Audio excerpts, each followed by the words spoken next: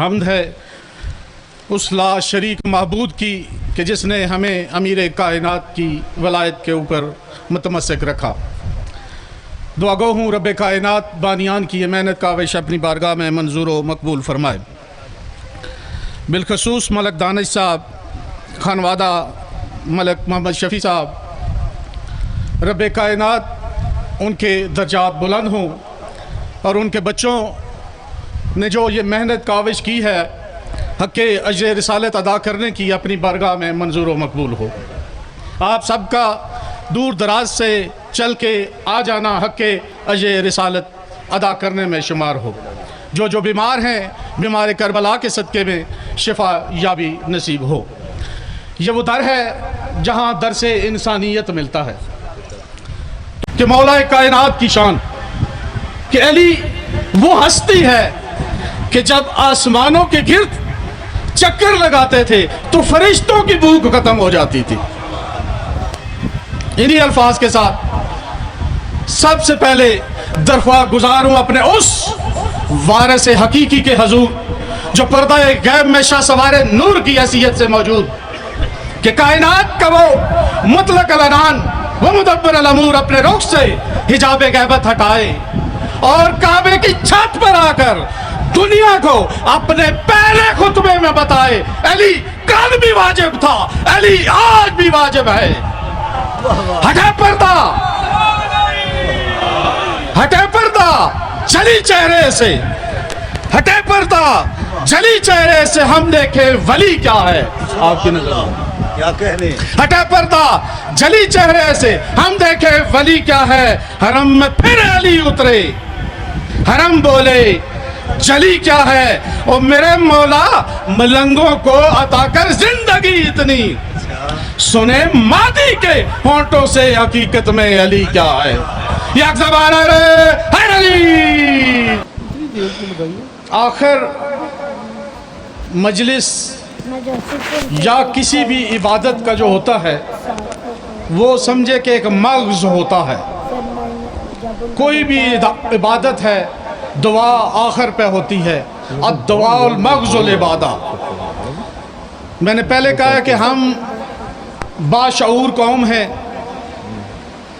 ہم ان کو مانتے ہیں کہ جہاں سے شعور ملتا ہے اور ہر بندے کی کوئی نہ کوئی ذمہ داری ہوتی ہے۔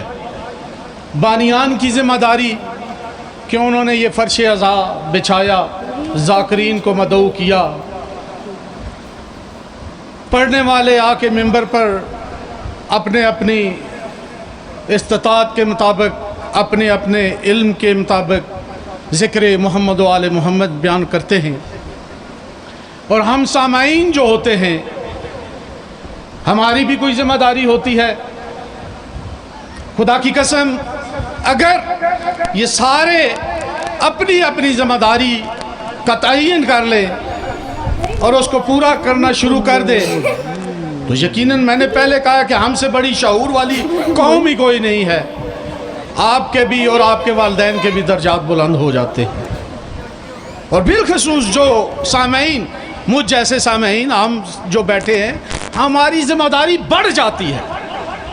کیوں کہ بانیان پورا سال محنت کرتے ہیں، پتہ نہیں کہاں کہاں سے یہ رزق کا گٹا کیا جاتا ہے، تو ہمارا تو حق بنتا ہے نا کہ ہم ان کی حوصلہ افزائی کے لیے، اور مجلس عزا جب ہوتی ہے تو پڑھنے والے یا پڑھانے والے کہ کیا اس کو کیا چاہیے، یہ آپ سے صرف اور صرف یہ چاہیے ہوتا ہے کہ جب مولا کائنات آل رسول کی فضیلت بیان کی جائے تو آپ کی زبان سے نعرہ نکل آئے، جب ان کی مصیبت آ جائے تو آپ کی آنکھوں سے آنسو نکل جائیں۔ یہی ایک بانی اور قبلہ سید زادہ اور کیا چاہتا ہے، یہی آپ سے چاہتا ہے۔ تو اگر ہم یہ بھی نہیں دے سکتے، ہم ریٹرن نہیں کر سکتے، تو پھر ہمارا یہاں آنے کا کیا فائدہ۔ اور میں نے پہلے کہا کہ جب بھی اعلان ہوتا ہے یہ رزق مودت بڑھ رہا ہوتا ہے نا، تو ہمیں چاہیے نا کہ جب ہم لنگر کی طرف بھاگ کے جاتے ہیں، جب بھی کوئی یہاں پڑھنے والے کا اعلان ہو جائے تو ہم باہر اگر کھڑے ہیں کوئی کام نہیں ہے، یقیناً اس سے بڑا اور کیا کام ہے کہ ہم مجلس حسین میں آ کے بیٹھ جائیں؟ کوئی نہیں ہے نا. تو یقیناً میرے الفاظ ان اذہان تک پہنچ رہے ہیں. خدا را اپنی اپنی ذمہ داری کا احساس کیا کریں. ایک بہت بڑا نام سید زادہ، یقیناً علم و معرفت رکھنے والا، وہ ذاکر جو بات کرتا ہے تو ایک بچہ بھی اس کو سمجھ لیتا ہے اور ایک بڑا بھی سمجھ لیتا ہے. یہی خطابت ہوتی ہے، یہی وہ رزق ہے جو ہر بندہ لے لے، ہر ذہن قبول کر لے. یہ نہیں کہ یہاں بات ایسی کر کے چلا جائے، نہ میری سمجھ میں آئے کسی کی بھی سمجھ میں نہیں. خطابت کہتے ہی اسے ہیں کہ جو بھی ہم نے یہ ٹرانسفارمیشن کرنا ہے ہر ذہن وہ سمجھ جائے. نعرہ تکبیر، نعرہ رسالت، یک زبان نعرہ حیدری. ہم بھی موجود تھے تقدیر کے دروازے پہ محسن، ہم بھی موجود تھے تقدیر کے دروازے پہ محسن. لوگ دولت پہ گرے، ہم نے غم حسین مانگ لیا. یک زبان نعرہ حیدری.